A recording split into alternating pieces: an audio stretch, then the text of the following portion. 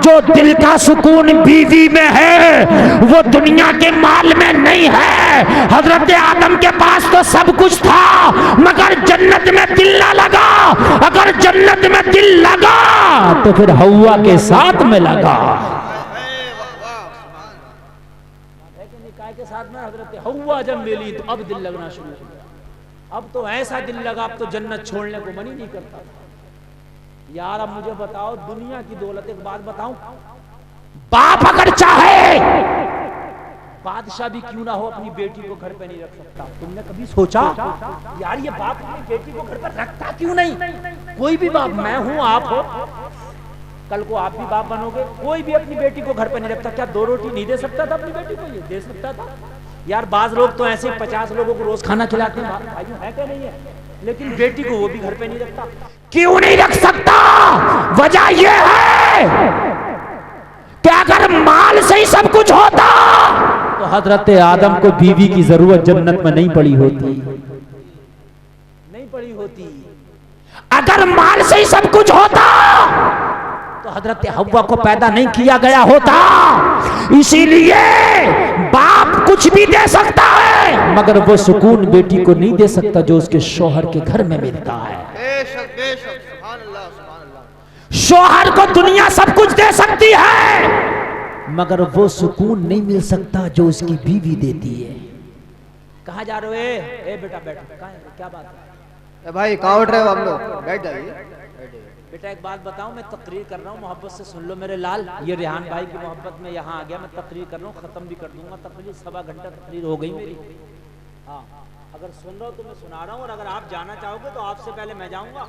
मैं तो कई हफ्ते भर से ज्यादा हुआ मुझे सोए हुए। जितना मैं जाग के बोल रहा हूँ ना, इतना तुम जाग गए ना तो अस्पताल में हो गए। हफ्ता भर हो गया मुझे सोए हुए, सोया नहीं है बिल्कुल भी। और मैं आपके सामने तकरीर कर रहा हूँ, आप उठ रहे हो। ये बड़ी, मेरे पास तकरीरों की कमी नहीं है, बहुत कर दूंगा, लेकिन लोगों मैं समझता हूँ ये सब शैतान बकाता है। ये काम की बात कर रहा हूँ तो अच्छी नहीं लग रही होगी, मगर खुदा की कसम खा के कह रहा हूँ, शादी की अहमियत को समझो। लोगों, तुम्हारी शादी होना, इसकी अहमियत को समझो यार। अगर शादी की अहमियत को हमने समझा होता यार, 18 साल की बेटी पाल के, 20 साल की बेटी पाल के जवान करके तुझे हमेशा के लिए दे दी, इससे बड़ी कीमती चीज और क्या होगी?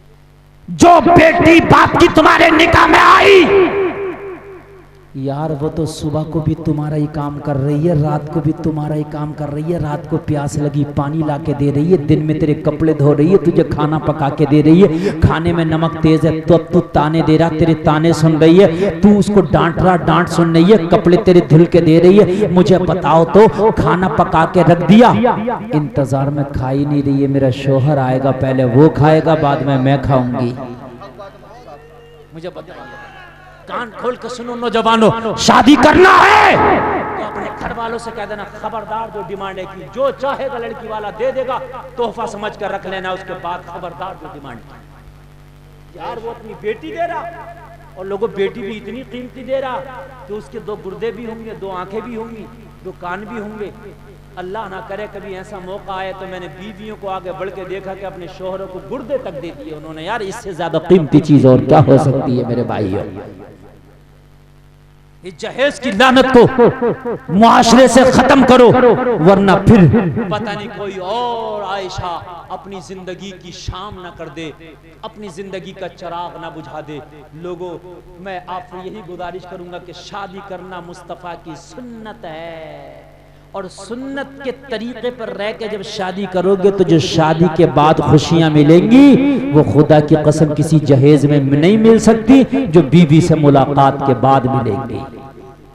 हजरत आदम इतनी बड़ी जन्नत में रहे तब सुकून नहीं, बीवी मिली तब सुकून मिल गया। सुभान अल्लाह, सुभान अल्लाह। और शादी के बाद इंसान, एक बात और बता दूं मैं आपको, जब शादी करीब आए और शादी सुन्नत के तरीके पर हो तो लड़का हो या लड़की दोनों पर ऑटोमेटिक हुस्न आने लगता है।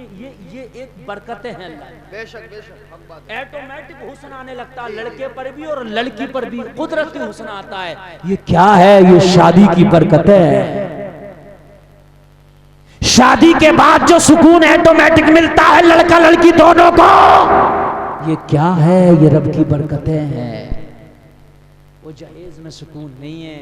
अल्लाह ताला हमें शरीयत पे अमल करने की तौफीक अता फरमाए। मेरा मौला कहने से ज्यादा अमल की तौफीक अता फरमाए। एक बार कलमा शरीफ पढ़ो, ला इलाहा इल्लल्लाह मुहम्मदुर रसूलुल्लाह, इस्लाम जिंदाबाद।